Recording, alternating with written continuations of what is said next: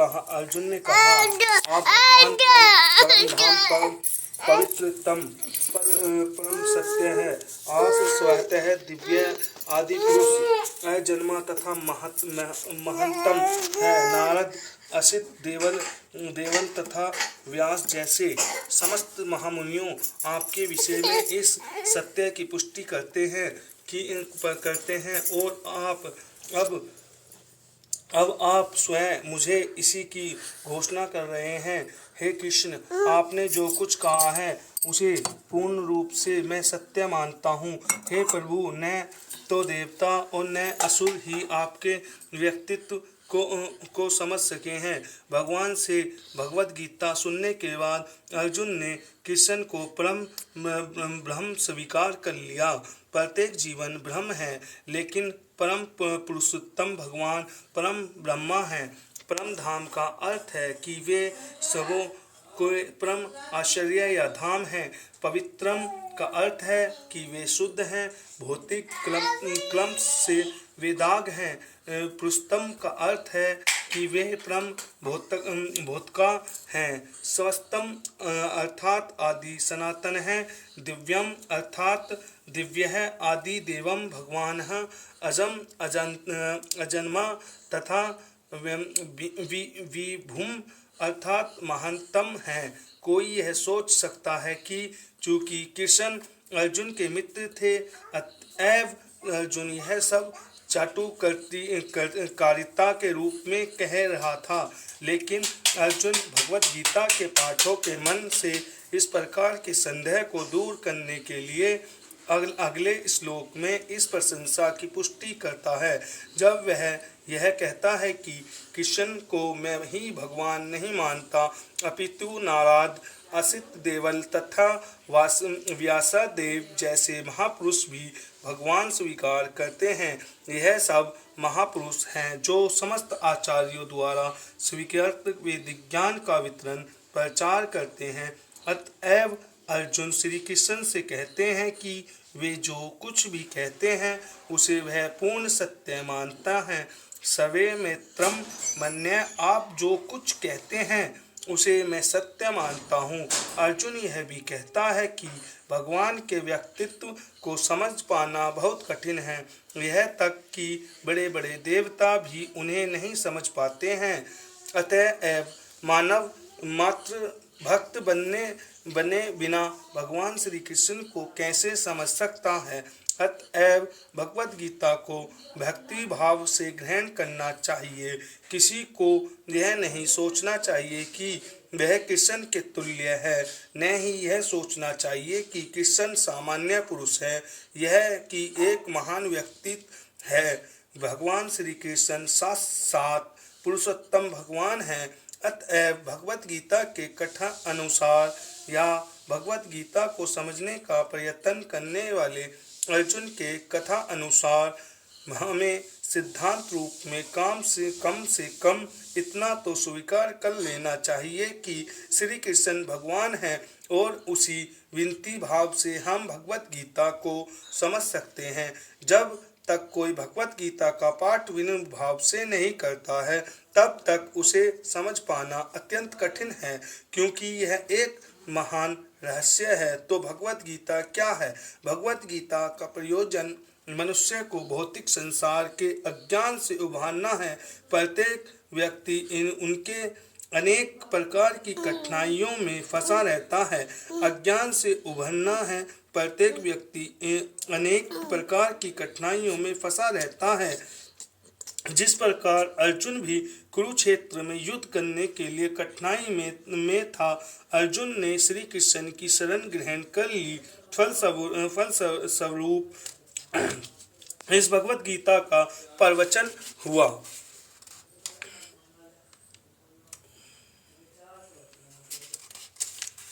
ये किया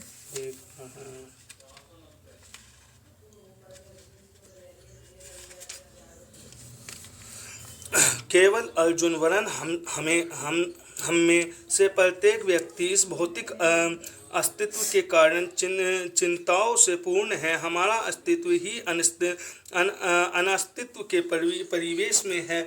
वस्तुतः में हमें अनावस्थित से भयभीत नहीं होना चाहिए। हमारा अस्तित्व सनातन है, लेकिन हम किसी न किसी कारण से असत्य में डाल दिए गए हैं। असत्य का अर्थ उससे है जिसका अस्तित्व नहीं है। कष्ट भोगने वाला उनके मनुष्य में केवल कुछ ही ऐसे हैं जो वास्तव में यह जानने की जिज्ञासु हैं कि वे क्या हैं, वे इस विषय स्थिति में क्यों डाल दिए गए हैं। आदि जब तक मनुष्य को अपने कष्टों के विषय में जिज्ञासा नहीं होती है, तब तक उसे यह अनुभूति नहीं होती है कि वह कष्ट भोगना नहीं अपितु सारे कष्टों का हल ढूंढना चाहता है। तब तक उसे सिद्ध मानव नहीं समझा जाना चाहिए। मानवता तभी शुरू होती है जब मन में इस प्रकार की जिज्ञासा उदित होती है। ब्रह्म सूत्र में इस जिज्ञासा को ब्रह्म जिज्ञासा कहा गया है। अथातो ब्रह्मा जिज्ञासा मनुष्य के सारे कार्यकलाप असफल माने जाने चाहिए यदि वह पर ब्रह्म के स्वभाव के विषय में जिज्ञासा न करे। अतएव जो लोग यह प्रश्न करना प्रारंभ कर देते हैं कि वे क्यों कष्ट उठा रहे हैं, ये या वे कहाँ से आए हैं और मृत्यु के बाद कहाँ जाएंगे, वे ही भगवत गीता को समझने के सुपात्र विद्यार्थी हैं। निष्ठावान विद्यार्थी में भगवान के प्रति आधार भाव भी होना चाहिए। अर्जुन ऐसा ही विद्यार्थी था।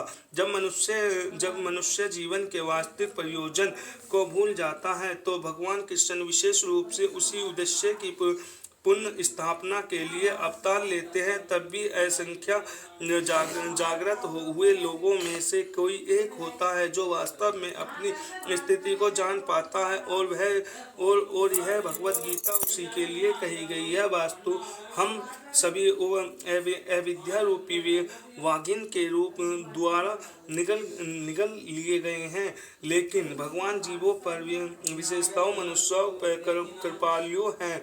इसी उद्देश्य से उन्होंने अपने मित्र अर्जुन को अपना शिष्य बनाकर भगवत गीता का प्रवचन किया। भगवान कृष्ण का पार्षद होने के कारण अर्जुन समस्त अज्ञान अविद्या से मुक्त था, लेकिन कुरुक्षेत्र के युद्ध स्थल में उसे अज्ञान में डाल दिया गया था ताकि वह भगवान कृष्ण से जीवन की समस्या के विषय में प्रश्न करे, जिससे भगवान उनकी व्याख्या भावी पीढ़ी के मनुष्य के लाभ के लिए कर दें और जीवन की योजना का निराधन कर दे। तब मनुष्य अनुसार कार्य कर पाएगा और मानव जीवन के उद्देश्य को पूर्ण कर सकेगा। भगवत गीता के विषय वास्तव में 5 मूल्य सत्यों का ज्ञान निहित है। सर्वोत्तम ईश्वर के विज्ञान की और फिर जीवों के स्वरूप स्थिति के विवेचना की गई है। ईश्वर का अर्थ नियंता है और जीवों का अर्थ है नियंत्रित। यदि जीव यह कहते हैं कि वह नियंत्रित नहीं अपितु स्वतंत्र है तो वह पागल हैं। जीव सभी प्रकार से कम व बद्ध जीवन में तो नियंत्रण है। अतः भगवत गीता की विशेष ईश्वर सर्वोच्च नियंता तथा जीव नियंत्रित जीवात्म्या से संबंधित है। इसमें भौतिक प्राकृतिक काल समस्त ब्रह्मांड की कलाविधि या प्राकृतिक का प्रकाष्य तथा क्रम कार्यकलाप की भी व्याख्या है। यह हृदय जगत विविध कार्यकलापों से ओतप्रोत है। सारे जीवन विभिन्न कार्यों में लगे हुए हैं। भगवत गीता से हमें अवश्य सीखना चाहिए कि ईश्वर क्या है, जीव क्या है, प्रकृति क्या है, हास्य जगत क्या है, यह काल द्वारा किस प्रकार नियंत्रित किया जाता है और जीवों के कार्यकलाप क्या है। भगवत गीता के इन 5 मूलभूत विशेषों में से इसकी स्थापना की गई है कि भगवान अथवा कृष्ण अथवा ब्रह्मा या परमात्मा अथवा परम नियंता, आप जो चाहें कह ले, सबसे श्रेष्ठ है। जीव गुण में परम नियंता के ही समान है। उदाहरणता जैसे कि भगवत गीता के विभिन्न अध्यायों में बताया जाएगा, भगवान भौतिक प्रकृति के समस्त कार्यों के ऊपर नियंत्रण रखते हैं। भौतिक कार्य प्राकृतिक स्वतंत्र नहीं है, वह परमेश्वर के निर्देशन में कार्य करती हैं। जैसा कि भगवान कृष्ण कहते हैं, मयाधीक्षण प्रकृति स्वेच्छित सचराचरम, भौतिक प्रकृति मेरे निर्देशन में कार्य करती है। जब हम हास्य जगत में आश्चर्यजनक घटनाएं घटते देखते हैं तो हमें यह जानना चाहिए कि इस हास्य जगत के पीछे एक नियंता है। बिना नियंत्रण के किसी का भी प्रकट होना संभव नहीं। नियंता को न मानना बचपना है। उदाहरणतः एक बालक सोच सकता है कि सब तो चालित यान विचित्र होता है, क्योंकि यह बिना घोड़े के या खींचने वाले पशु से चलता है, किंतु अभिभव व्यक्ति तो चालित यान की अभियांत्रित व्यवस्था से परिचित होता है। वह सदैव जानता है कि इस यंत्र के पीछे एक व्यक्ति, एक चालक होता है। इसी प्रकार परमेश्वर वह चालक है जिसके निर्देशन में सब कार्य हो रहा है। भगवान ने जीवन को अपने अंश रूप में स्वीकार किया है।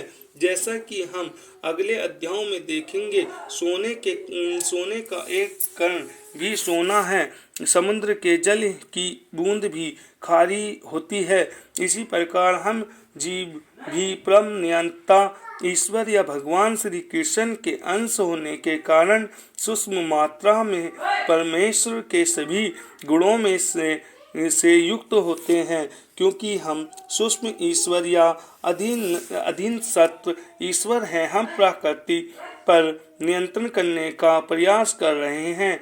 जैसे कि वर्तमान में हम अंतरिक्ष या ग्रह को वश में करना चाहते हैं और हमें नियंत्रण रखने की यह प्रवृत्ति इसलिए है क्योंकि यह कृष्ण में भी है।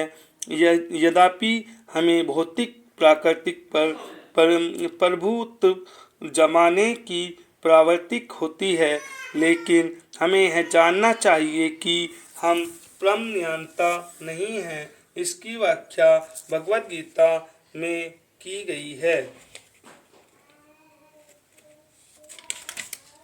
भौतिक प्राकृतिक क्या है? गीता में इसकी भी व्याख्या अपार प्राकृतिक के रूप में हुई है। जीव को प्राकृतिक उत्कृष्ट प्राकृतिक कहा गया है। प्राकृतिक चाहे परा हो या अपरा सदैव नियंत्रण में रहती है।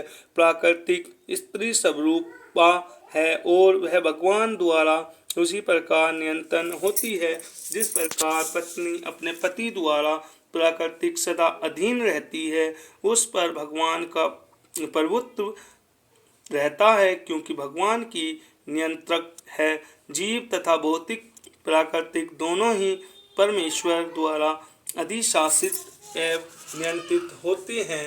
गीता के अनुसार यदि सारे जीव परमेश्वर के अंश हैं, लेकिन वे प्राकृतिक ही माने जाते हैं। इसका स्पष्ट उल्लेख भगवत गीता के 7वें अध्याय में हुआ है। माने जाते हैं। इसका स्पष्ट उल्लेख भगवत गीता के 7वें अध्याय में हुआ है। अप्रियामितवनाय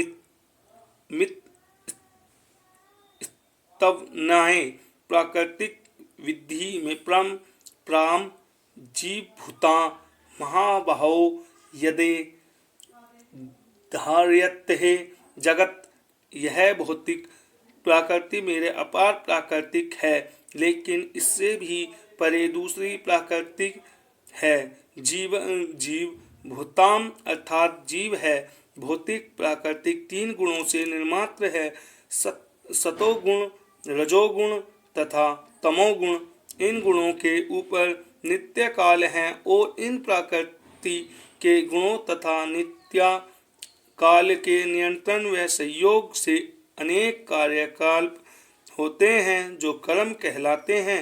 ये कार्यकाल अनादि व संयोग से अनेक कार्यकलाप होते हैं जो कर्म कहलाते हैं। यह कार्यकलाप अनादि काल से चले आ रहे हैं और हम सभी अपने कार्यकाल कर्मों के फलस्वरूप सुख या दुख भोग रहे हैं। उदाहरणार्थ मान लें कि मैं व्यापारी हूँ और मैंने बुद्धि के सुख या दुख भोग बल पर कठोर श्रम किया है और बहुत संपत्ति सचित कर ली है, तब मैं संपत्ति के सुख का भोगता हूँ। किंतु यदि मान लें कि व्यापार में हानि से मेरा सब धन जाता रहा, तो मैं दुख का भोक्ता हो जाता हूँ। इसी प्रकार जीवन के प्रत्येक क्षेत्र में हम अपने कर्मों के फल का सुख भोगते हैं या उसका कष्ट उठाते हैं। यह कर्म कहलाता है। ईश्वर, जीवन, प्रकृति, काल तथा कर्म, इन सब की व्याख्या भगवत गीता में हुई है। इन पांचों में से ईश्वर, जीव, प्रकृति तथा काल शस्त्र है। प्रकृति की अभिव्यक्ति अस्थायी हो सकता है, परंतु यह मिथ्या नहीं है। कोई दार्शनिक कहते हैं कि प्रकृति की अभिव्यक्ति मिथ्या है, लेकिन भगवद गीता तथा वैष्णवों के दर्शन के अनुसार ऐसा नहीं है। जगत की अभिव्यक्ति को मिथ्या नहीं माना जाता, इससे वास्तविक किंतु अस्थायी माना जाता है। यह उस बादल के सस्य है जो आकाश में घूमता रहता है, या वर्ष ऋतु के आगमन के समान है जो अत्र का पोषण करती है। जो ही वर्ष ऋतु समाप्त होता है और बादल चले जाते हैं, क्योंकि वर्ष द्वारा पोषित सारी फसल सूख जाती है। इसी प्रकार यह भौतिक अभिव्यक्ति एक निश्चित अंतराल में होती है, कुछ काल तक ठहरती है और फिर लुप्त हो जाती है।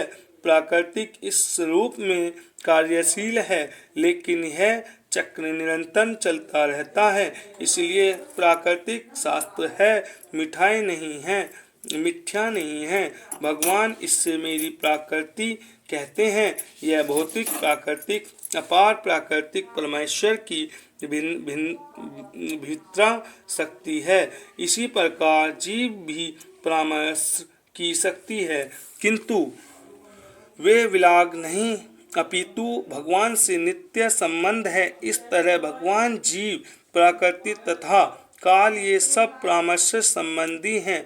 वो सभी शस्त्र है, लेकिन दूसरी वस्तु क्रम शस्त्र नहीं है। हाँ, कर्म के प्रभाव अत्यंत पुरातन हो सकता है। हम अनादि काल से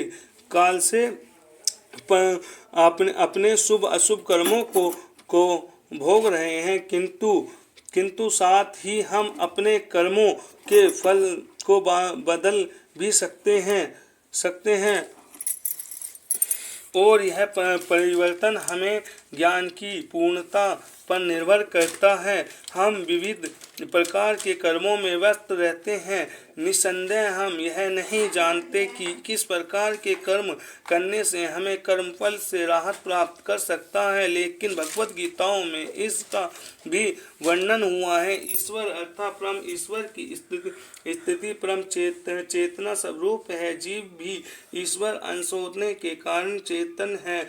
जीव तथा भौतिक प्राकृतिक दोनों को प्राकृतिक बताया गया है, अर्थात वे परमेश्वर की शक्ति है, किंतु इन दोनों में से केवल जीव चेतन, दूसरी प्राकृतिक चेतना नहीं है। यही अंतर है। इसलिए जीव प्राकृति परा या उत्कृष्ट कहलाती है, क्योंकि जीव भगवान जैसा चेतना से युक्त है, लेकिन भगवान की चेतना पर ब्रह्म है। और किसी को यह नहीं कहना चाहिए कि जीव भी परम चेतन है।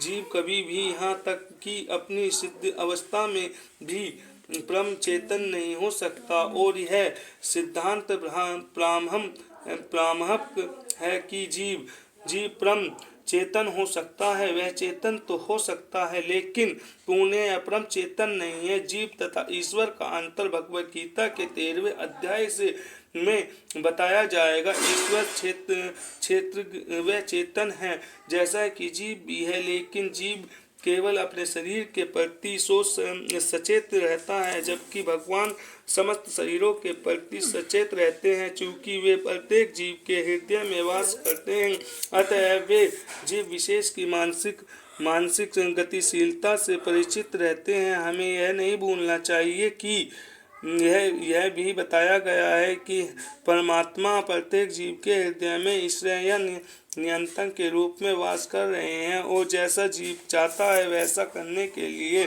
जीव का निर्देशित करते रहते हैं। जीव भूल जाता है कि उसे क्या करना है। पहले तो वह किसी एक विधि से कर्म करने का संकल्प करता है, लेकिन फिर वह अपने ही कर्म की क्रियाओं और प्रतिक्रियाओं में उलझ जाता है। एक प्रकार का शरीर त्यागने के बाद वह दूसरे शरीर ग्रहण करता है।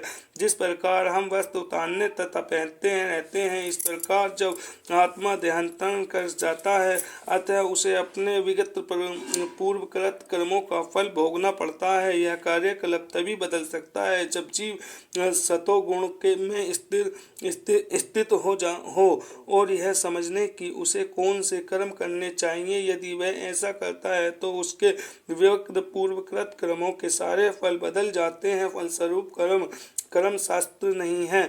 इसलिए हमने यह कहा है कि पांचों ईश्वर जीव प्राकृतिक काल तथा कर्म में से शाश्वत है, कर्म शास्त्र नहीं है। जय हो। पूरी पढ़ ली ना पूरी पढ़ जाएगी, तो यहाँ पूरी पढ़ लो ना। 2 महीने। जय हो।